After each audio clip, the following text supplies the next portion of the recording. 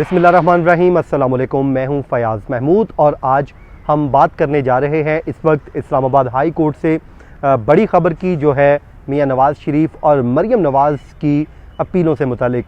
लेकिन उससे कबल मैं आपसे माज़रत करना चाहता हूं कि 3 दिन का जो हमारा गैप रहा, मुलाकात नहीं हो सकी वीडियो के ज़रिए, क्योंकि 9-10 मुहर्रम थी और इस्लामाबाद में सिग्नल की प्रॉब्लम थी और नेट की प्रॉब्लम चल रही थी, जिस वजह से कुछ मसरूफियत भी थी, तो जिस वजह से आपके साथ ये राब्ता जो था मुनक़ता था। लेकिन इंशाल्लाह अब ये राब्ता दोबारा बंधा रहेगा।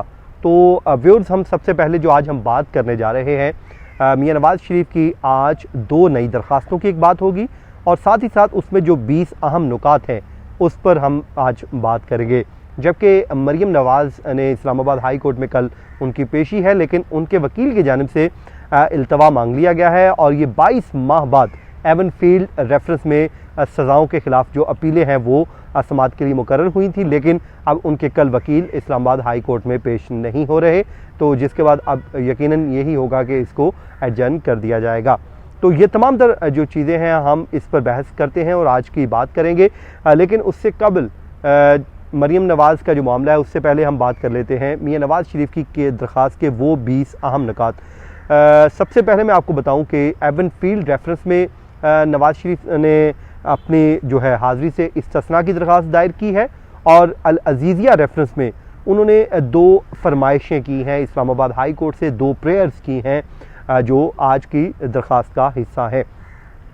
हम सबसे पहले बात करते हैं अल अज़ीज़िया रेफरेंस की, जिसमें नवाज़ शरीफ ने सवाल उठाया है कि उनकी एक दरख्वास्त लाहौर हाई कोर्ट में इस वक्त ज़ेरे इल्तवा है, जिसमें लाहौर हाई कोर्ट ने फ़ैसला करना है कि क्या वो सेहतमंद हैं और वापस आने के लिए अहल हैं।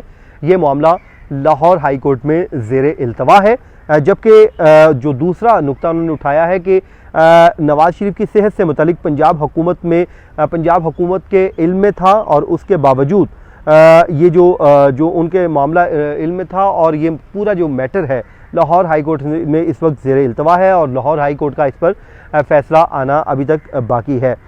जबकि उन्होंने इस्लामाबाद हाई कोर्ट से रुजू क्यों नहीं किया, इस पर उन्होंने वजाहत दी है कि क्योंकि उनकी बेल पंजाब हुकूमत ने क्योंकि रिजेक्ट कर दी थी, एक्सटेंशन नहीं दी थी, तो उसके बाद कानूनी तौर पर और उसूली तौर पर उनको जो एक्सटेंशन के लिए इस्लामाबाद हाई कोर्ट से रुजू करना था, लेकिन उन्होंने रुजू नहीं किया था। उस पर उन्होंने ये वजाहत दी है कि उनके वकील की जानिब से उनको मशवरा दिया गया था कि वो लंदन में मौजूद हैं, तो इसलिए वो ज़मानत में एक्सटेंशन के लिए, बेल में एक्सटेंशन के लिए इस्लामाबाद हाई कोर्ट से रुजू ना करें और ना ही वो बैरून मुल्क बैठकर ये दरख्वास्त को, यानी कि पंजाब हुकूमत का जो फ़ैसला है उसको चैलेंज ना करें।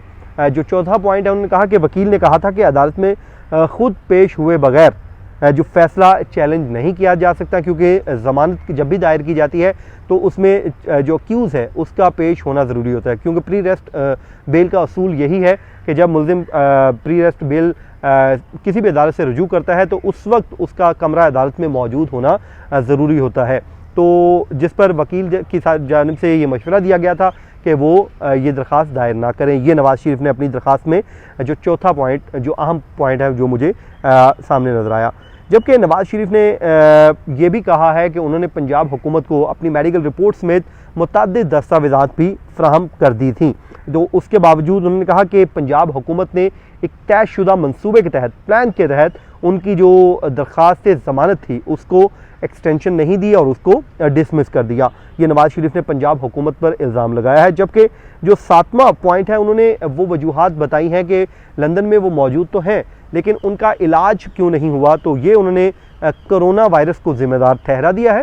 उन्होंने कहा कि फरवरी में उनका इलाज जारी था, लेकिन उस वक्त बरतानिया में कोरोना वायरस फैल गया, तो कोरोना वायरस की वजह से वो अपना जो इलाज है उसको जारी नहीं रख सके, बल्कि उनकी उम्र ज़ायद थी, तो उस उम्र की वजह से वो ख़ुद को घर तक उन्होंने महसूर कर लिया और घर तक महदूद होकर रह गए। जबकि जो 8वां उन्होंने इसमें पॉइंट सामने आया है, जो दरख्वास्त में मैंने देखा है, वो ये है कि उन्होंने कहा कि पंजाब हुकूमत और नवाज़ शरीफ के दरमियान मुख्तलिफ खतूत और ईमेल्स का तबादला भी होता रहा है और जो रिपोर्ट्स थी रिक्वायर्ड थी वो पंजाब हुकूमत को फ्राहम की गई थी।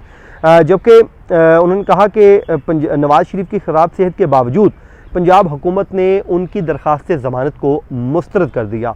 ये नवाज़ शरीफ ने अपनी दरख्वास्त में एक पॉइंट उठाया है। और जबकि इलाज से मुतल्लिक उन्होंने कहा है कि फरवरी में कोरोना वायरस आ गया था, जिसकी वजह से उनका जो इलाज है वो जारी नहीं रह सका। और कोरोना वायरस के फैलाव के पेश नज़र ये उनका जो 11वां पॉइंट है वो कहते हैं कि बरतानिया में लॉकडाउन हो गया।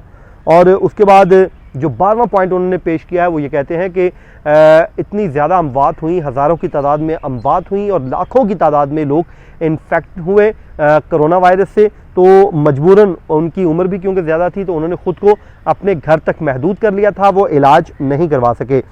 जबकि नवाज़ शरीफ ने अपनी सेहत से मुतल्लिक ये बताया है कि वो ताहाल सेहत याब नहीं हो सके हैं। और डॉक्टर्स ने जब बैरून मुल्क उन्होंने सफ़र किया था वो मेडिकल बोर्ड्स की तजवीज़ पर ही सफ़र किया था और वो इलाज के लिए बैरून मुल्क आए थे।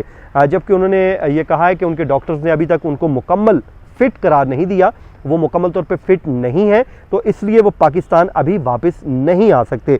और ये भी उन्होंने कहा है कि डॉक्टर्स ने इलाज की गर्ज से उनको मज़ीद लंदन में क़याम का मशवरा भी दे दिया है।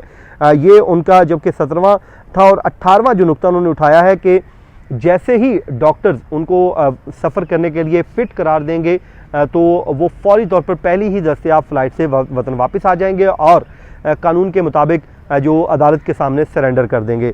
जबकि उन्होंने जो 2 इस्तदा की हैं, प्रेयर्स की हैं, वो ये है कि जब तक वो सेहत याब नहीं हो जाते, अब उनकी जो सेहत है मुकम्मल तौर पर बहाल नहीं हो जाती, जो अल अजीज़िया रेफरेंस में उनको सज़ा हुई है और उनकी दरख्वास्त सस्पेंड हुई है, जो उनकी अपील है, उन्होंने जो नैब एहतसाब अदालत का जो फैसला है उसको चैलेंज कर रखा है, उसको एडजर्न कर दिया जाए। यानी कि जब तक वो सेहत याब नहीं होते वो उन्होंने एडजर्नमेंट मांग ली है। लेकिन साथ ही साथ उन्होंने एक अल्टरनेट पेश किया। उन्होंने कहा कि उनका एक प्लीडर यानी कि नुमाइंदा ऑलरेडी अदालत में मुकर्रर है, अगर अदालत चाहे तो उनके नुमाइंदे की मौजूदगी में इस अपील के मेरिट पर फैसला यानी कि बहस करने के बाद इसका फ़ैसला सुना दे और उसके बाद अदालत इस पर फैसला कर सकती है। तो ये वो पॉइंट है जो आज उन्होंने सामने रखे हैं, क्योंकि इस्लामाबाद हाई कोर्ट में कल इन अपीलों पर समाअत है। जस्टिस आमिर फारूक की सरबराही में 2 रुकनी ये बेंच इन अपीलों पर समाअत करने जा रहा है। और आज एक दिन कबल नवाज़ शरीफ ने अपने वकील के ज़रिए ये दरख्वास्तें दायर की हैं, जबकि एवनफील्ड रेफरेंस में उन्होंने हाज़िरी से इस्तिस्ना की दरख्वास्त दायर की है कि उनको एग्जेप्ट कर दिया जाए क्योंकि वो बैरून मुल्क इलाज की गर्ज से मौजूद हैं। ये वो पॉइंट थे जो आपके साथ शेयर किए। लेकिन जो मरियम नवाज़ हैं वो ख़ुद तो इस्लामाबाद में मौजूद हैं और वो पेश भी हो रही हैं। मेरी जो मुस्लिम लीग नून के और उनसे बात भी हुई है, वो कल पेश होंगी, जबकि कैप्टन सफदर भी पेश हो रहे हैं। लेकिन 22 माह के एक तवील अरसे के बाद भी जो एडजर्नमेंट मांगी जा रही है, हालांकि इल्ज़ाम आमतौर पर अदलिया पर लगता है कि वो शायद अपीलों को फिक्स नहीं करती, तो वैसे भी वो अक्यूज़ हैं, उनको तो सज़ा हुई है। उनको चाहिए था कि कल अपने वकील की हाज़िरी को यकीनी बनाएं और अपने जो आर्गूमेंट करने के बाद अगर वो इनोसेंट हैं तो उसको अपने आप को क्लियर करवा सकते थे। लेकिन अब क्योंकि मरीम नवाज़ के वकील अमजद परवेज़ साहब की जानिब से एक दरख्वास्त दायर कर दी गई है कि वो 5 सितंबर तक दस्तयाब नहीं है, तो अदालत से इस्तदा है कि एवनफील्ड रेफरेंस की जो अपील है इसको भी एडजर्न कर दिया जाए विदाउट एनी कार्रवाई प्रोसीडिंग, इसको एडजर्न कर दिया जाए क्योंकि वो मौजूद नहीं है। तो जब तक वो वापस नहीं आ जाते तो उनकी जो अपीलें हैं उसको जो है ना सुना जाए और एक नई तारीख दे दी जाए। तो ये आज की डेवलपमेंट्स हैं इस केसेस की जो आपके साथ शेयर करना मकसूद थी। तो यकीनन आज का जो वीलॉग है आपको इंफॉर्मेटिव, इसमें कुछ ना कुछ ज़रूर इन्फॉर्मेशन नई मिली होगी।